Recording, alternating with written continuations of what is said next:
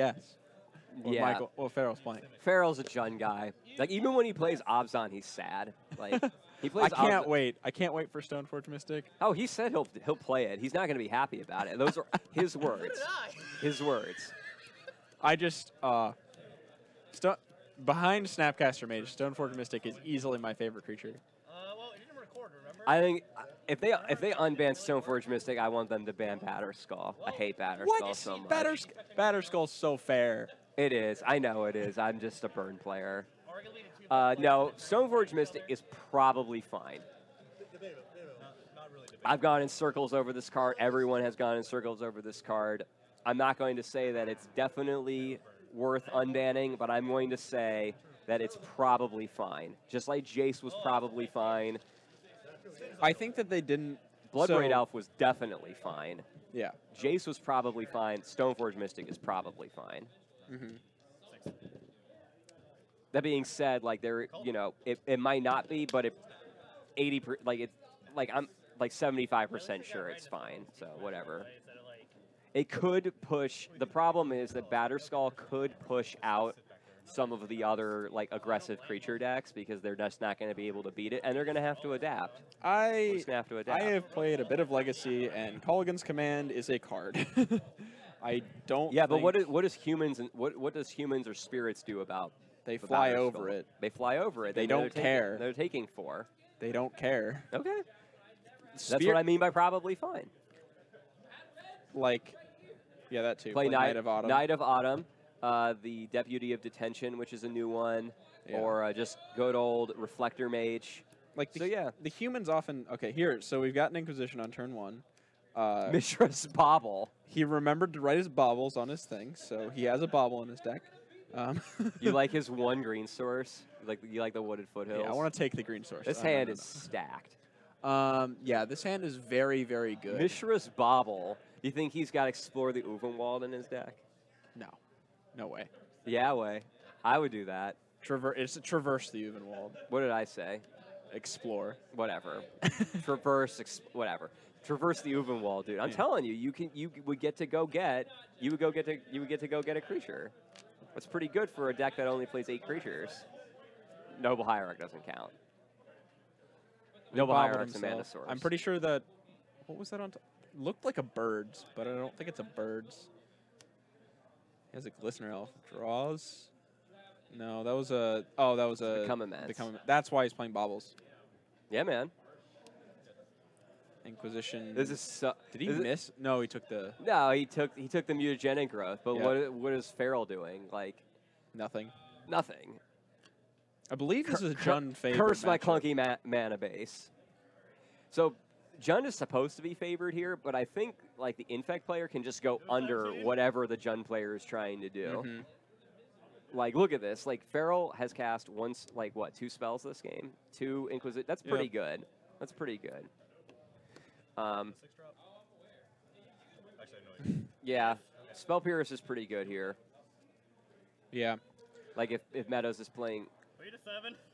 Yeah? Oh, jeez. That is a turn 2 Become Immense, ladies and gentlemen. That's what discard does. Yeah, man. Farrell helped him cast that spell. Shame on you, Jun player. You let this happen. A Scoos? Nice bear. God, some of these cards are just embarrassing. Yeah. I was really hoping Robert would just win there. That's terrifying. He so has Colligan's Command here. Farrell has a trophy in hand. Yeah. He has. I hope he has. He has a BBE.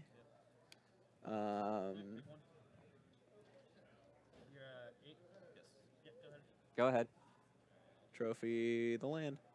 Yep. There's no way this is good. So I disagree with his play here. Letting him go and get more mana? No, you trophy the other Ink Moth. Ooh. The one that's not a creature, because it doesn't matter, right? You might as well make him pay more mana to activate it. Okay. Here's a Thoughtseize. Yep. That's a Thoughtseize. Is that another... Spell Pierce. Pierce. Ooh. Lets it go. Farrell could have paid that. He could have, but he's basically dead. I if think he he's doesn't just- hold up removal. Yeah.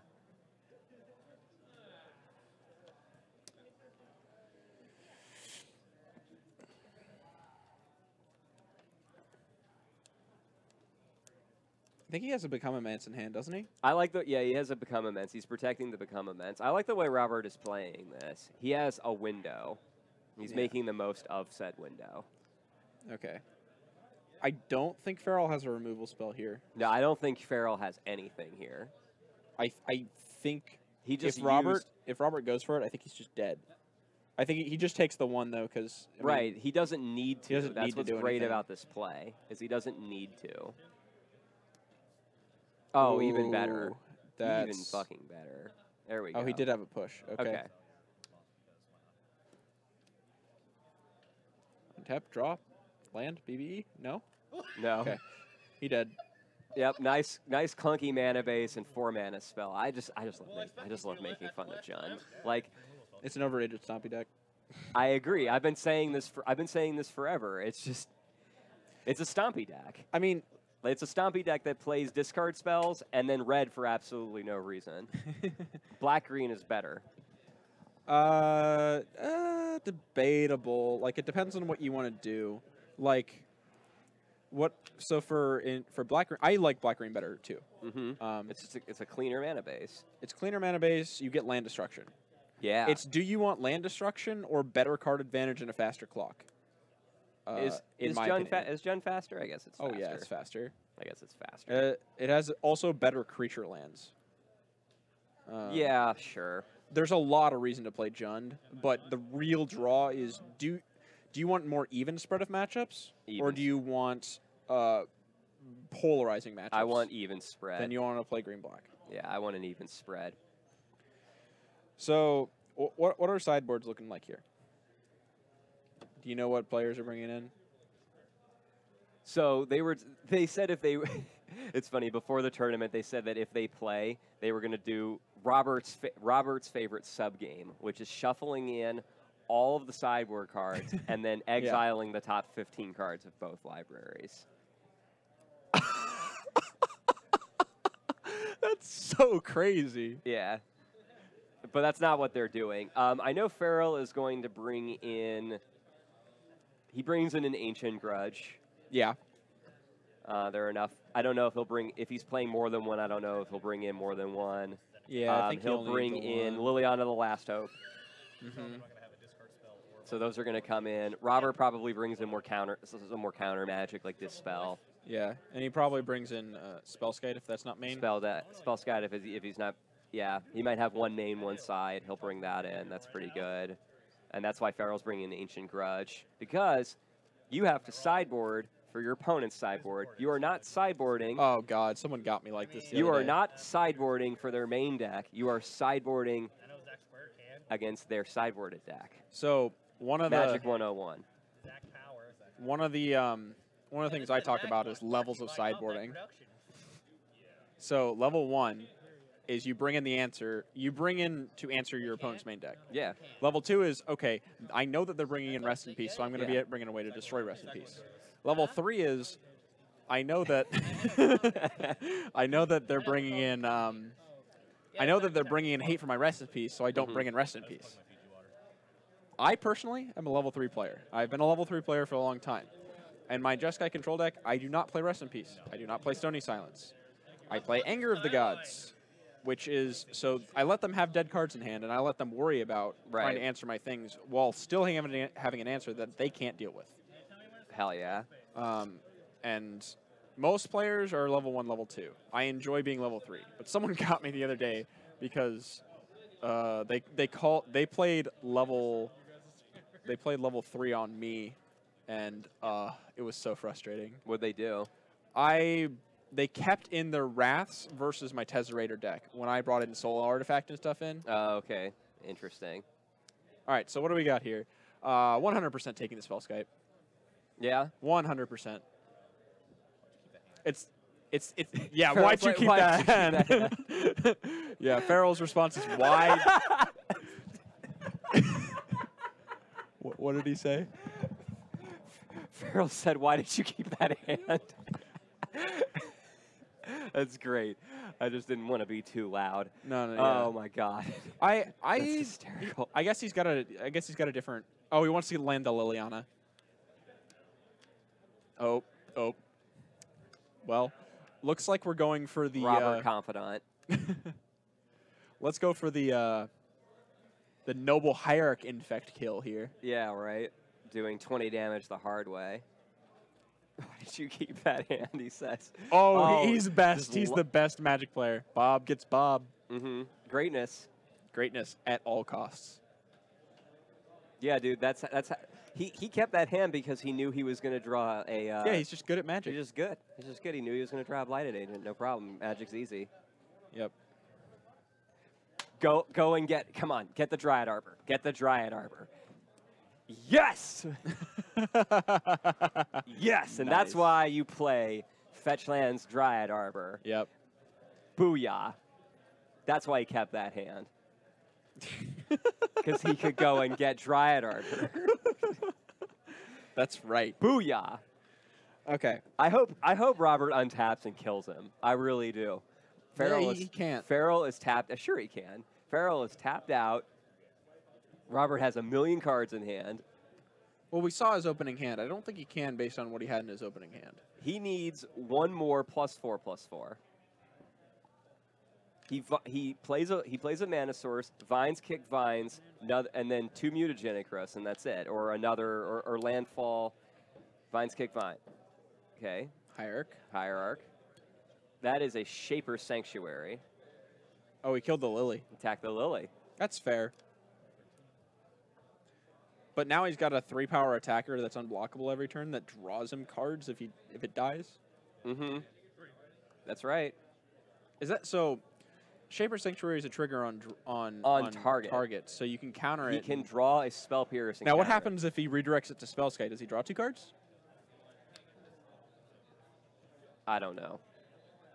Because that seems like a nuts reaction. Yeah, that's pretty cool.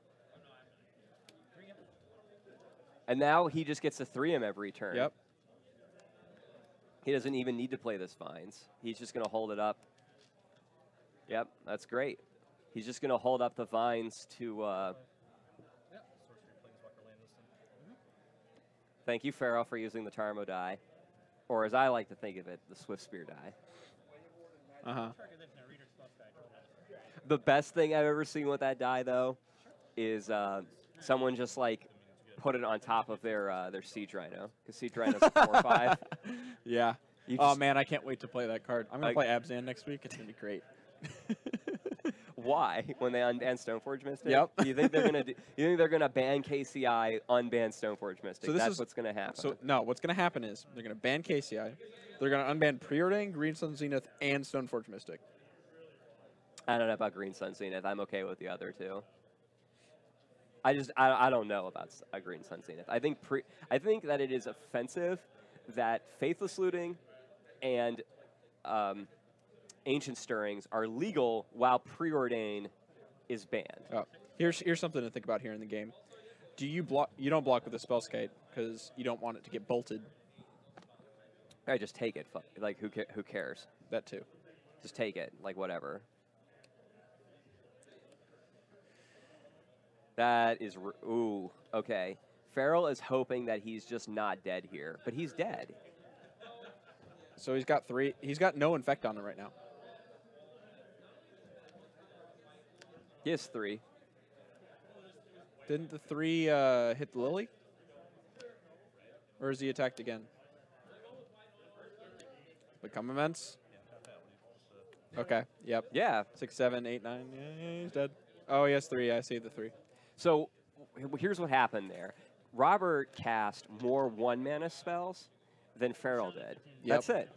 That's what matters. Keep that in mind. Yep. That is what matters in Modern, is casting more 0 and 1-mana spells.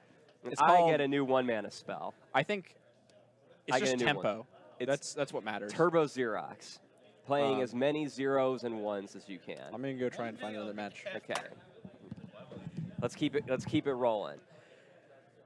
That's why Phoenix is a good deck.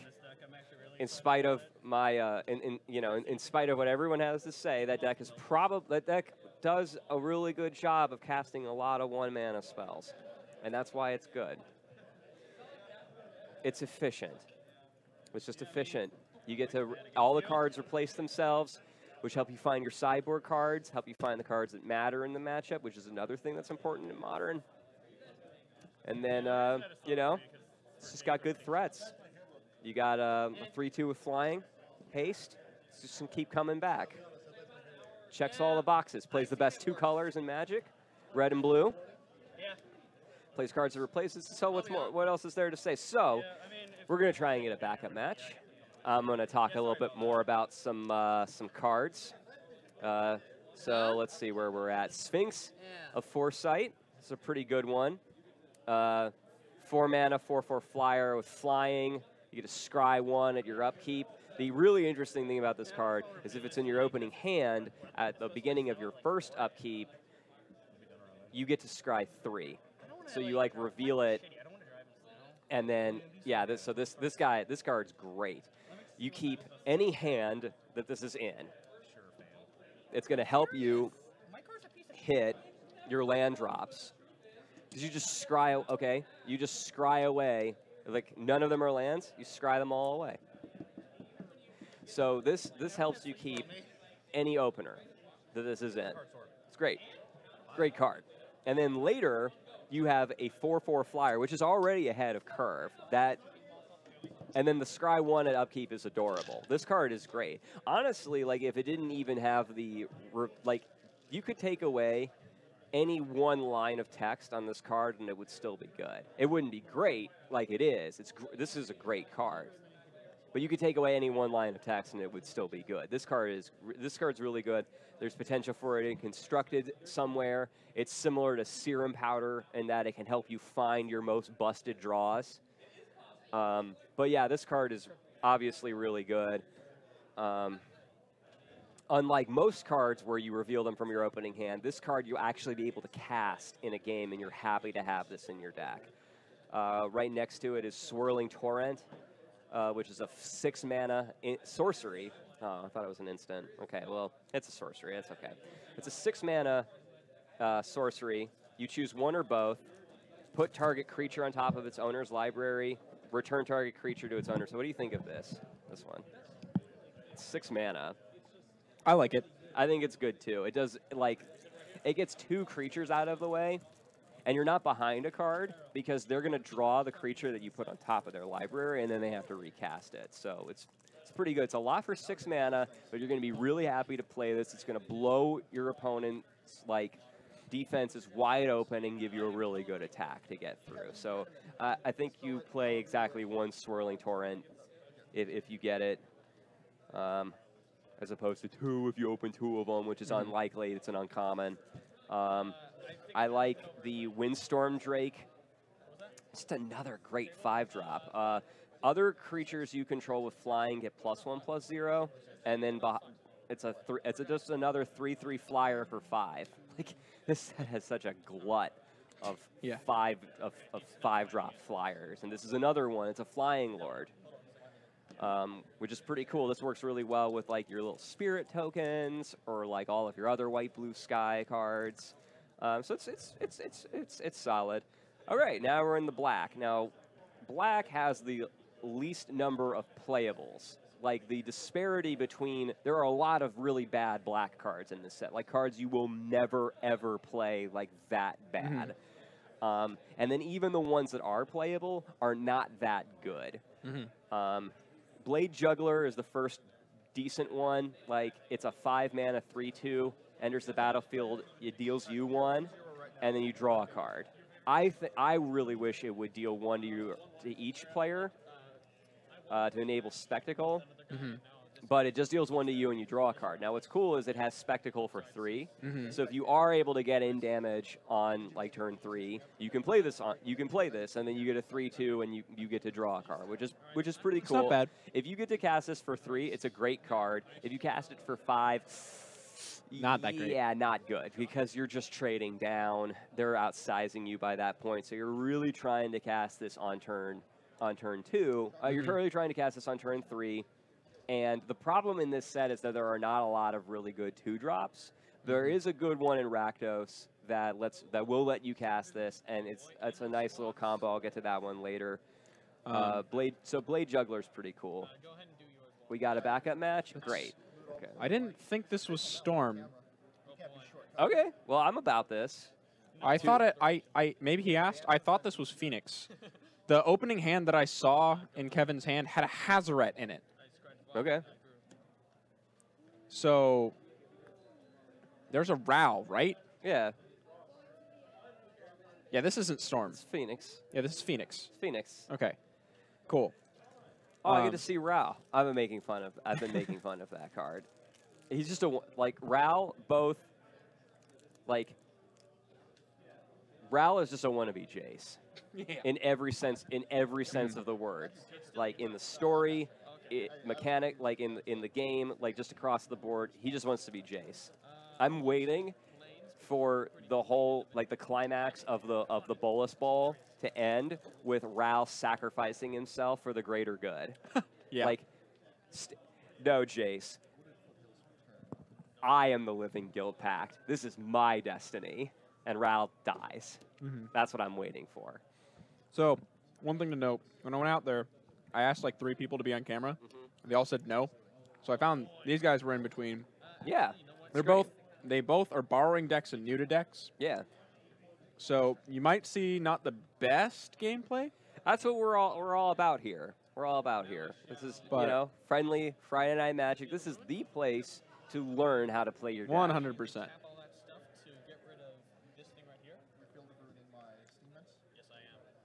it is. Okay. Yes, it is. Okay. Non-basic. Yeah, that's a non-basic. Great. Yep. That's a non-basic. Yeah, Steam Vents is a non-basic. Yep. No, what he asked if Wooded Foothills was a non-basic as well. Yeah, Wooded Foothills is a non-basic. Yeah. I would love to see someone feel to ruin a Wooded Foothills. You're just never. That's just not going to happen. That's just not going to happen.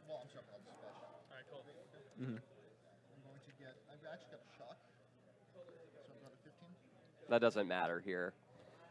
Okay. Put yourself as low as you want. It doesn't matter. Yeah. When the white-blue control player decides to win the game, they will probably have won the game for I don't even know how many turns prior to that.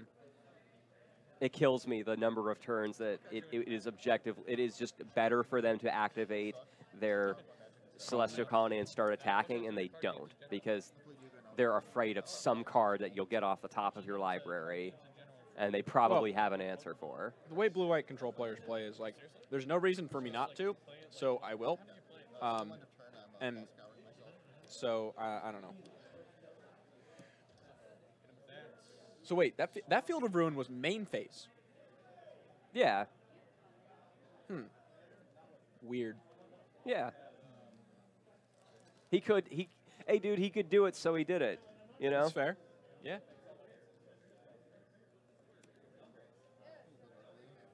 Okay.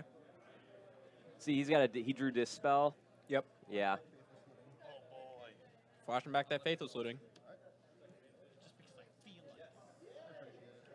There's a Phoenix. That's a Phoenix.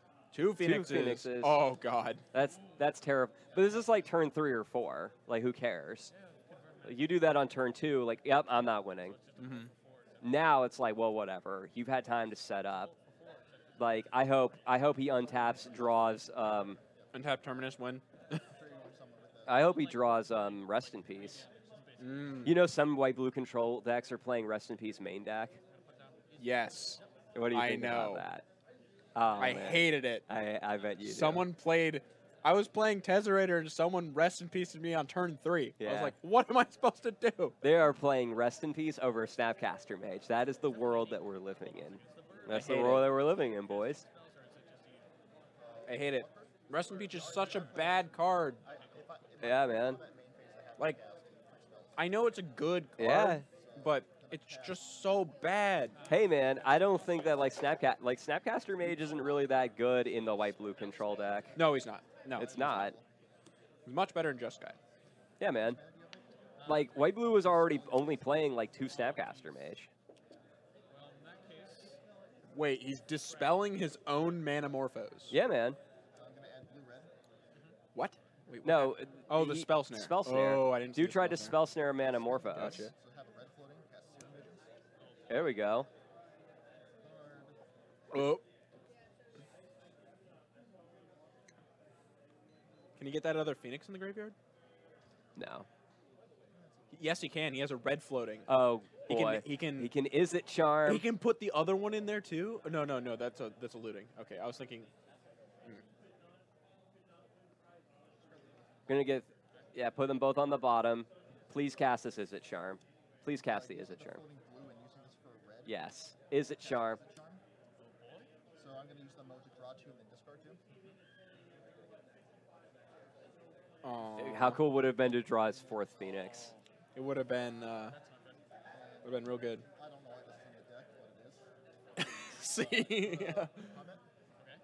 Triggers. What I love about the Is It deck is it's not even tuned yet. Like the Is It Phoenix deck has yet to reach its final form. We know like 90%, maybe even 95% of what the deck is supposed to look like, but people are still trying stuff out and it's still winning tournaments. I love that. This deck isn't even tuned and it's winning tournaments. Second from the top, ladies, That's boys and pretty girls. good, actually. Oust. Oh, you take 3. Yeah, like they play Oust. Wait, what's going on? I was just a sorcery. You may not do that. So, Oust is a sorcery. Oops. Oops. That's why you play Condemn. Yep. Condemn is an instant. So you play. That's why they. Or you can play Blessed Alliance. So there's like 3 different bad cards that you can play as your 5th path to exile. Yep. They're I all. personally like Condemn. I don't know what's going on. Yeah, Condemn. Condemn was really cool when people were playing Shadow because it would put one of their shadows on the bottom and then kill the other one every time. It was great. I laughed because Kellen's like, I don't know what's going on. I can tell you, if I were new to the format and I saw this just happen, I would have the same reaction. Yeah, especially with the deck that he's playing. Yeah, I mean, his friend handed him this deck that he thought was cool and good, and it's not. And then, like, his opponent does this. Yeah. Yeah, I'm going to put 9 power into play because I cast these 3 spells and put them in my... Yeah, it's nutty. I mean... Yeah. You know, it was funny, like, last week I was playing an IQ, and my Goblin Guide revealed a Goblin lore off the top of their deck, and I'm like, oh, great. Okay, well, it's Hollow One. Yeah. And then he used his Faithless Looting to pitch 2 Phoenixes, and I'm like, oh, crap. Okay. And I remember thinking to myself, man, I really wish I was playing against Hollow One right now. Yep. And then I caught myself. I'm saying, I just said I wish I was playing against Hollow One. That's where we're at. Yep. We are to the point where there is something worse than Hollow One, and it's this. This guy was playing both. He had 4 Hollow Ones and 4 Phoenixes in his deck. And I'm just like, you don't know what's going to happen. Oh, that is the card he drew. That is I saw it. That is correct. That is correct. It went to his hand, but I did see it. It was the card in his hand. Whatever. And Hi, Scott.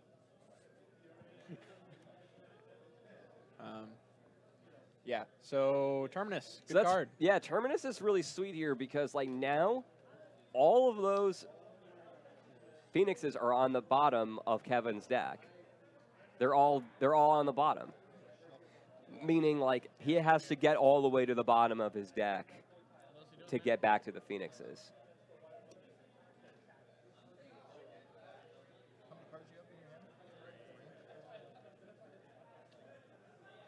So now we just have a bunch of Crackling Drakes, which draws a card. Crackling Drake draws a card. Yeah. Isn't that neat? ooh, baby, go ahead. Looting. There's a gut shot and an island.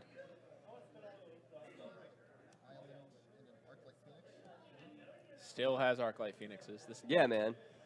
This. Oh, they always see all 4 of them. Are you kidding me? They could see 20 cards, and then they could only see the top 20 cards of their deck, and the 4 Phoenixes will be in the.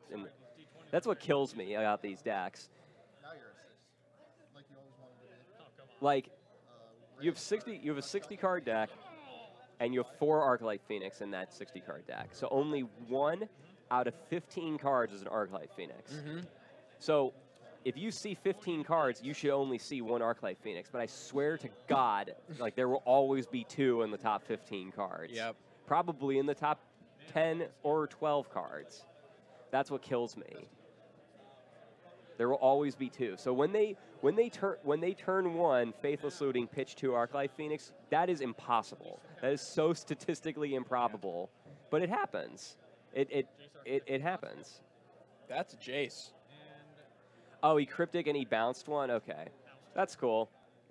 That's cool, man. Yeah, dude. What are we doing? This is an old Jace. This is the old Jace. Yeah, I know whose deck this is. Yeah, it's what's his name?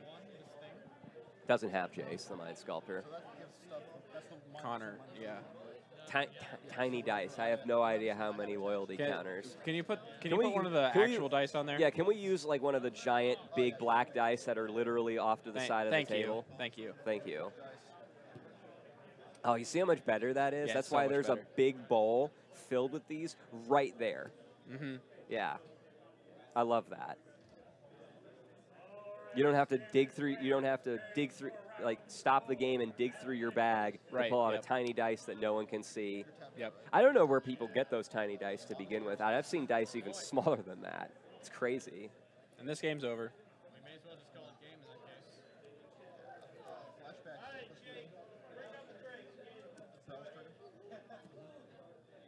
This card was legal in Modern before Jace the Mind Sculptor, even though Jace is an older card. That's what I mean. Jace feels newer. He's going to cast an opt? Gutshot, no. Well, everything. Gutshot, you, trigger. Opt, trigger, so it's a 3/4. Oh. Bring back the Phoenix. Bring back the Phoenix. And Attack you. you. In response, I concede. In response, I concede. Yep. Just playing with you, man. Nice playing. How'd you like your first star experience? I didn't like it. I didn't like it, he says. I mean, like, Yeah. Well, that's okay. It's definitely more stressful when you've never played your deck before. Okay. Yeah. It doesn't help. Do you want me to go try and find more Nah, people? I want to talk about Okay. Ravnica Allegiance cards. I'm really excited about this set. Okay, so after Blade Juggler, we have Blade Brand, which for 2, target creature gains Death Touch until end of turn. Draw a card. So what I like about this card is normally when you play a fight spell or a combat trick like this. So when you draws a card. Yeah, so this replaces itself, which is really important because like if you give a creature Death Touch, like what you're trying to do is you're trying to trade like your 1/1 for their whatever. You're trying to trade up, Right. but you're still 2-for-1ing yourself. Yep. Because like because otherwise like the Death Touch doesn't matter. Like obviously you want to give like something irrelevant Death Touch and then trade up. So you're 2-for-1ing yourself. But this draws a card. So you're replacing. So really, it's like a 2-for-2. There are 3 cards on your side and 2 there, and 1 on theirs. 2 of yours are going to the graveyard. They're losing their card, and you have a card. So you kind of break even, which I think is really cool. Well, unless you're making tokens. Then Yeah. It's just gas. That's just gas. Like that's a good point. Like in Orzhov, you attack your now irrelevant afterlife creature into their 4/4 that they just played, and you Blade Brand. That's great. Or I like that a lot. What's really, really good about the That card is sweet. is the tokens that they make. They're 1/1 flyers. They can literally kill anything. They can kill anything. Yeah. No, that's great. This card is great. There are another 2. There's so much. There was so much Death Touch in Ravnica and Guilds of Ravnica. There's a lot of Death Touch in this set too. There's a white common that can gain Death Touch. There's a black common that just has it. There's a black common that gives it. There's 2 black uncommons that have it.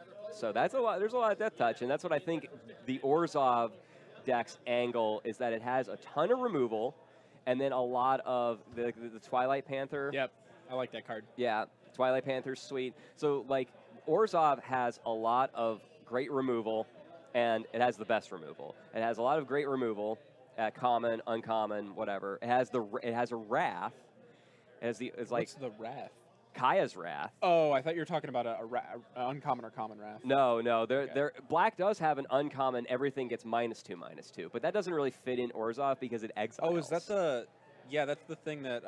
Yeah, it's reminiscent of the BFC card. It's 1 in double black, right? Yeah, it's Cry of the. Yeah, it's exactly the same as the one from BFC. Well, this one is a little different in that if creatures die later, they get it. Exile all creatures in graveyards that were put from the battlefield this turn. See, that's interesting. So if something died before this, it also ends up getting. The wording on this is very Exile strange. all creature cards in all graveyards that were prepared from. So anything. Anything that dies that turn before, or before, during, so you or can't after. even sack things. No. To prevent them anything from that getting died exiled.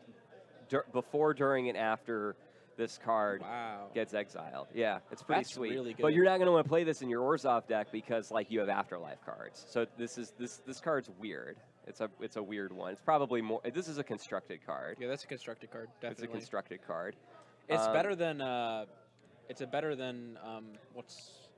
The one that only gives your opponents if you have the city's blessing. Oh yeah, that one's. It's a better that. It's okay. Golden Demise. Golden Demise, yeah. So Blade Brand. Probably.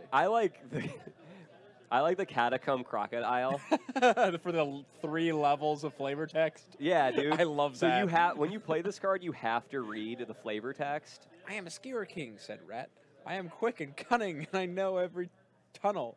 No, I am king, said Zombie. I am cold and deadly, and no rock can harm me. Then the croc came out and ate them them both. Yeah. Hell yeah. So this card is sweet. In guilds, we had Dowser of Lights, which was a 4/5 for 5, and that ended up being a really good card because of sizing. It was just bigger than everything else in the set. Mm-hmm. This card is the same inverted mana cost and fills a similar role. That 7 toughness is just bigger than everything else. A lot of the cards in the set are the set is really based around 3 power, 3 toughness. A lot of things in the set have 1 or that's just their power and toughness. So this will be able to trade. This will be able to block pretty much everything and then either kill it or just stick around. So I wouldn't sleep on this too much. I think it's safe to play. I think it's safe to play one of them in your deck. It's not bad. It's a fine. good wall. It's a good wall. I like this card. Great flavor text. Great blocker. Best flavor text. Clear the stage. -5 mana. Instant, -3/-3 until end of turn. Ferocious. I love how Ferocious is the 6th mechanic in this set. If you control a creature with power 4 or greater, that's Ferocious. Yeah, it's Ferocious. There are 4 or 5 Ferocious cards in this set. You may return up to 1 creature card from your graveyard to your hand. So the times you trigger that, this spell is great, and otherwise it's a 5 mana -3/-3. I mean, this is great it's okay. limited. It's okay. It being 5 mana is really steep, but by then you should have a 4 power creature. So that's kind of isn't that kind of how removal goes for limited? You basically have to pay that much. Yeah, so for 5 mana, there's generally a 4 or 5 mana just straight destroy. Yeah. In this set, the straight destroy which is the next card I was going to talk about actually, Consigned to the Pit is 6 mana. Destroy target creature consigned to the pit, deals 2 damage to its creature's controller. You were talking earlier about how this is a slower format. It is a right? slower format. So every card stepped back a little bit. Yeah. But you get to play with really big cards. Yeah. And that's fun. Consigned to the Pit is the mono black common, just absolute kill creature. Get the Point, which is 1 less but costs a red. It just destroys the creature. It's a Get the Point is your 5 mana absolute kill. There's always one of those in the set. And the last one, it was Deadly Visit. Deadly Visit was the 5 mana kill a creature. And so in this, we've got Clear the Stage. You can bring something back. Here you go. We Get the Point. Yeah. So there's Get the Point, Consigned to the Pit. Those are just your absolute. Get the Point's insane. Get the Point is Scry 1. Yeah. That's a really good card. Yep, it is. It's a very good reason to be in Rakdos, which Yeah. I think is important. Rakdos is going to be your aggressive guild, and so like you're going Are to you have sure? yeah. What? Like, Rakdos I mean, is that aggressive. is there. How's the red removal? Oh, the red removal is great. You have Skewer the Critics. You have then there's a 2-mana do 2 exile the creature. So it's a, 2 mana. Yeah, for the 1 mana card. yeah, Scorch Mark. Yeah, it's so bad. It's a 2-mana magma spray. Hey man, I mean this is just a really clear answer for any guild That's mage true. that your opponent has. Like you're not going to want to use their more premium removal. This is like, okay, I am killing their guild mage. Because like a lot of the guild mages in this set are pretty sweet. I'm excited to get to those. So let's keep working our way through. Yeah, sorry to get off track of the black cards. Oh, it's fine. No, the black cards are mostly not very good. Gutter Bones is obviously a constructed playable. Grotesque Demise, here's your other common black removal spell. 2 and a black, exile target creature with power 3 or less. So this is right on curve. Like, and it's an instant. So what's great about this is your opponent taps out, plays their Skittering Eel, you exile it, you get to untap and play your own Skittering Eel or your own 3-man or your own Hill Giant. Your very own Hill Giant. So this is right on curve where your opponent is going to be playing the three power dudes. Yeah. I think the one in Ixalan cares about converted mana cost. I don't know if it cares about power. It's an uncommon. It cares about mana cost. Yeah. And it was destroy, not exile. Noxious Grudian is your 3-mana 2/2 Death Toucher. Yep. Solid playable. Orzhov Enforcer is sweet all around. 2-mana 1/2 Death Touch Afterlife 1. That's just way better. It's just, but it's an uncommon. Yeah. It's an uncommon. Orzhov Racketeers is a card that I didn't think was great, but all the pros seem to think is really good. So deals combat damage to a player. That player discards a card. Afterlife 2. 5 mana. The 5 mana, see, by the time you're casting this, there are 4/4s on the battlefield. And everyone was like, you attack into them, and they have to trade or discard a card. And I'm like, they're just going to have a 4/4. What are you talking about? Plus, think about it this way. Like, when I saw 5 mana, that's not what I thought of. Like, the 4/4, that's a good point. Yeah. That's like, what I thought of is by the time you get to 5 mana, so you start the game with 7 cards, right? Yeah. You play a land and then you play a creature. Okay, next turn you're at 6 cards. You do that over and over again. How many cards do they have in hand? Oh, they're gonna have 2? cards. They're gonna have. They'll have like a card or two, but they're hanging on to. But it could be their bomb that they don't have, that they haven't cast yet, or it could be a removal spell that they're saving for something relevant. So what I don't like about this is it's like, yeah, they're just gonna block it with their irrelevant 2-drop. Their 2-power 2-drop. That too. That's pretty bad. It's a 3/2. I think this card is awful. I don't really get it. Like it's a 5-mana 3/2. Like, you know, whatever. The next card is like really good, and I want to see where this goes. I want to see everything that this can do. Pestilence Spirit. 3 mana, Menace Death Touch 3/2. That's already good enough. Oh yes, instants and sorceries. Instants you and have sorcery, Death Touch. Death Touch. That card. This card is sweet. This card's pretty sweet. Thank goodness Cosmotronic Wave isn't in this set. It gives your Fatal Push Death Touch. It does. yeah. It gives your it gives your counterspell Death Touch. It gives your Serum Visions Death Touch. Yeah. What I want to do is I want to Pestilence Spirit, untap, Skewer the Critics, my opponent, and then win because my burn spell had Death Touch. Like, yeah, you lose now. It had Death Touch. You're dead. Yep. But yeah, Pestilence Spirit, even without that like the instants of sorceries have Death Touch thing, this card is great. They double block it. They're losing both of their guys.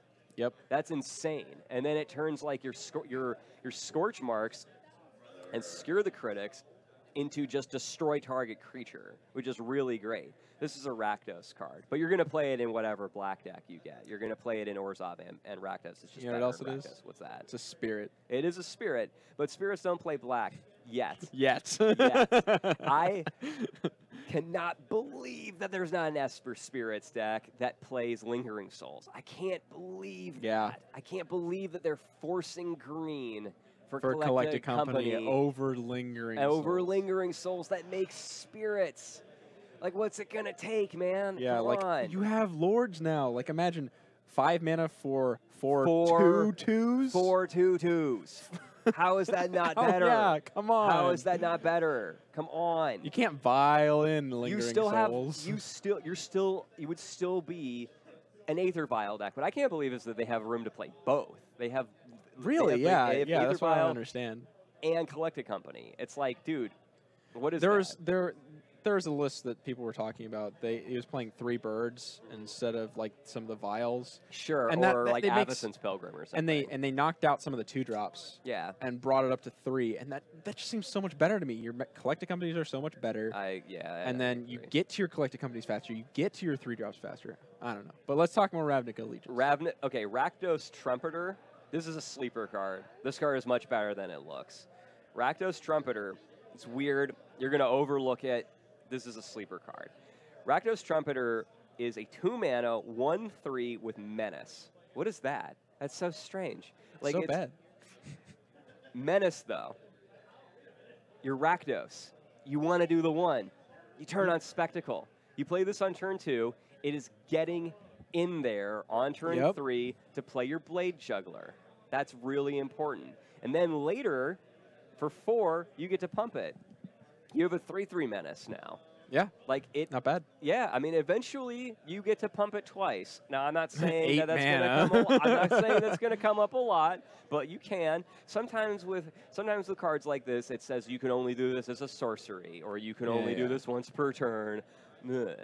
But Lame. this one, you can do it as many times as you want. I know 4's a lot, but don't sleep on this. It is good. It's a good card. You know one thing I'm noticing, kind of a consistent theme with all these cards. Yeah, what's that? There's a lot of mana sinks in this. Yeah, the mana. There's a lot of high land cost. Do you think you may want to play not 17, 18 lands in a lot of decks? Yes. There are going to be decks that want to play 18 lands, like the Simic deck. So if you're caught between, like tonight, if your 40th card or your 23rd card, I guess it would be, your 23rd card is just like a borderline playable, you might be better off playing another land. Now, it kind of feels lame to play lands, but would you rather play Magic or have not play Magic? It also like, so You know. you're going to have a lot of adapt. You're going to have a lot of mana sinks in your adapt cards, but you're also going to have a lot of 4s and a lot of 5s. Generally speaking, you want to play just between, generally speaking, you want to play 2 to 4 4-drops, and you want to play 1 to 3 5-drops. I'm expecting to see a lot of decks that are playing the full 4 and the full like as many 4, 5s, and 6s even as you possibly can, because there's just so many good ones to play. And in those cases, it's very, very important for you to get to 4 lands. What I'm anticipating a lot of tonight is people missing their 4th land drop and kind of like losing the game on the spot. It's very important to get to 4, and so don't be surprised if it's better to play 18 lands or maybe even take the draw. Taking the draw was correct a lot of the times in Dominaria. And Really? Oh yeah, I took the draw like all the time. I took the every sealed I took the draw like almost all the time in sealed when I was playing Dominaria. It was great. Everything was so slow. Like the first spell cast in most games was Divination. Like, we didn't do anything the first couple of turns. We didn't do damage until I untap with my Cloud Reader Sphinx and would attack my opponent. LSV would be happy. Turn 6 or 7 was First Blood. It was great. Oh, all those guys love that format. And even in Core, some of the decks were slow enough you wanted to be on the draw. In most sets, that's not correct. I don't think it's correct in this one because of Grawl, because of Rakdos. You don't want to fall behind on your opponent's Spectacle cards and Riot cards. But Riot seems like a really strong mechanic. It is a very strong mechanic. But in a slower game like Azorius versus Simic, I'm taking the draw. I take the draw there. That's perfectly reasonable. Or play 18 lands. Just saying. Spawn of Mayhem has already proven to be a constructed card. Andrea Mengucci was talking about a Rakdos list that he's been winning on Arena on turn 4 with. We're talking standard. This is dude. You play this on turn 3. It's a 4/4. Flying Trample. Flying trample, no down. I love how they keep making these demons that have no downside. There's no downside. It's great. Spawn of Mayhem. Spawn of Mayhem is sick. Okay. I vote no King of the Hill this time, personally. Oh, I want to do King of the Hill. But that's okay. Connor's on Jund. Yeah. Yeah. Okay. We got, Let's see what else we've got. and then we have Kevin versus Meadows. Kevin was just on camera for the second match. That's fine. We'll do like table one's fine. Or Yeah. what's table? Yeah, we'll just do table one. Table one. Table one's fine. Thank you. Spawn of Mayhem is obviously a busted card, constructed. I think you'll be able to open this in your Rakdos decks tonight if you do play it, but you're still going to play this in your Orzhov deck. Very good.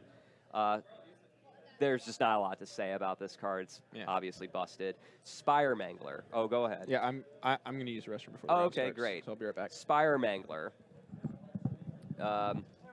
2/1 for 3.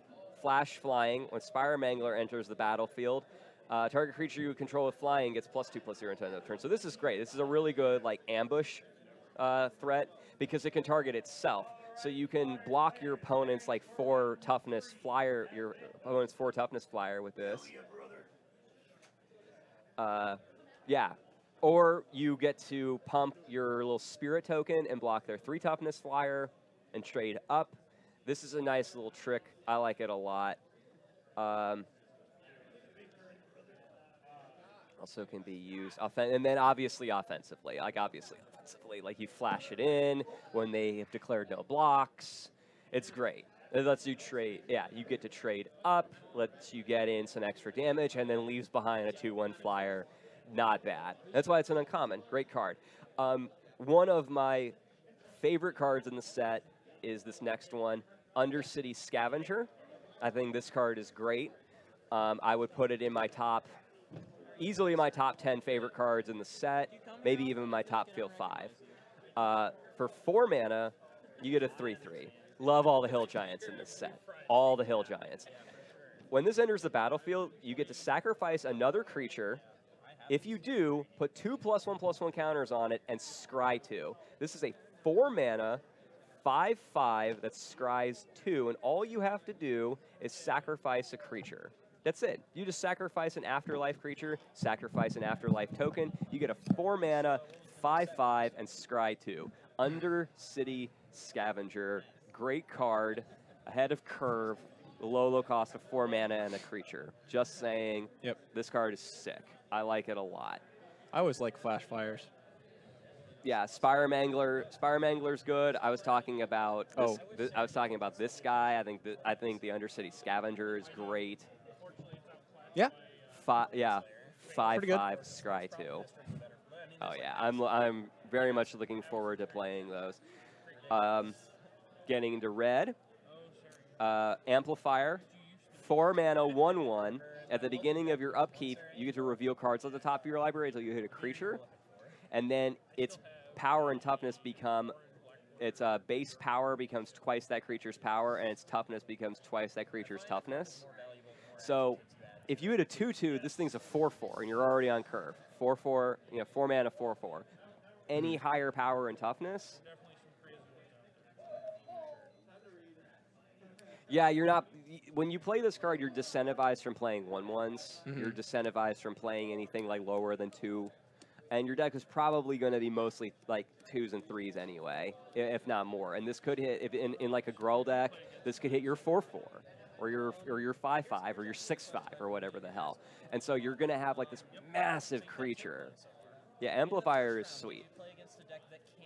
Let's see here. Clamor Shaman was a card that I was originally low on, but I actually think is pretty good. It's a 3 mana, 1/1 with Riot. Whenever it attacks, a creature opponent controls can't block. So this reminds me of that Minotaur from Amonkhet that you could exert to make a creature not be able to block.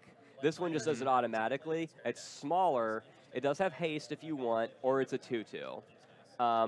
And I'm a 3 mana, 1/1. Who cares? But you get there one blocker out of the way and it frees up their whole attack. Yeah, I really So like this card. I That card's see really this good. being exactly. Like, so I see this being like one you're going to want to give haste So a lot, and you it's- just start getting. Well, in it's just there. it's so flexible. Yes, Like you can do so many things. Yeah. Excuse me. And the set is kind of low on like premium 3-drops anyway. Mhm. So if you get this, play it, you know, and just start pushing in damage. Yeah. Yeah, Riot is just always good. we're- There's never a downside. We are getting into the Riot cards, and they're pretty They're nasty. nuts. And they're pretty Jeez. nasty. But Well, we're gonna go to yeah, the we're gonna go to the game play, now. We're gonna go to the play space now for All right. for round 3.